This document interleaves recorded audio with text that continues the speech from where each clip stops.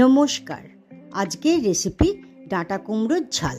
এটি বানানোর জন্য গ্যাসে একটি কড়া বসিয়ে দিই, তাতে আগুনটি জ্বেলে দিলাম। এরপর কড়াতে দিলাম 2 থেকে 3 টেবিল স্পুন সর্ষের তেল।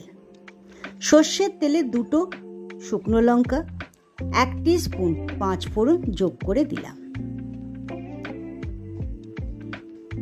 এরপর সেটিকে 1-2 মিনিট ধরে নাড়াচাড়া করে নিলাম।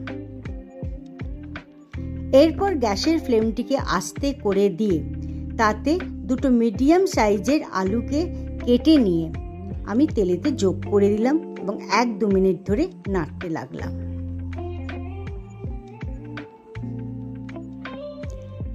এক দু মিনিট বাদে 250 গ্রাম ডাঁটাকে কেটে নিয়ে আলুর সাথে যোগ করে আবারও সেটিকে 1-2 মিনিট ধরে নেড়ে নিয়েছিলাম। এরপর 500 গ্রাম কুমড়োকে ছোট ছোট করে টুকরো করে কেটে নিয়ে যোগ করে দিলাম তাতে। তার সাথে দিলাম 2টো মিডিয়াম সাইজের টমেটোকে ছোট ছোট করে কেটে। এবারে সেটিকে 1-2 মিনিট ধরে মিলিয়ে নিলাম। এরপর স্বাদ অনুসারে নুন, 1 টিস্পুন হলুদ গুঁড়ো, 1 টেবিল স্পুন চিনি যোগ করে দিয়ে ভালোভাবে সেগুলিকে মিশিয়ে নিলাম। এরপর 5 থেকে 8 মিনিটের জন্য একটা ঢাকা লাগিয়ে দিলাম। এর মধ্যে একটা পেস্ট বানিয়ে নিলাম।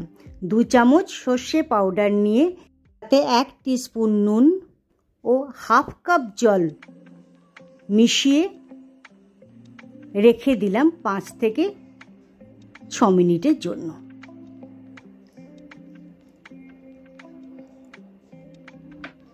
পাঁচ থেকে 8 মিনিট বাদে ঢাকাটিকে তুলে নিয়ে আবারও আলু কুমড়ো ডাঁটা দেওয়া তরকারিটিকে ভালোভাবে নেড়ে নিলাম এবং দেখে নিলাম আলু কুমড়ো সেদ্ধ হয়েছে কিনা।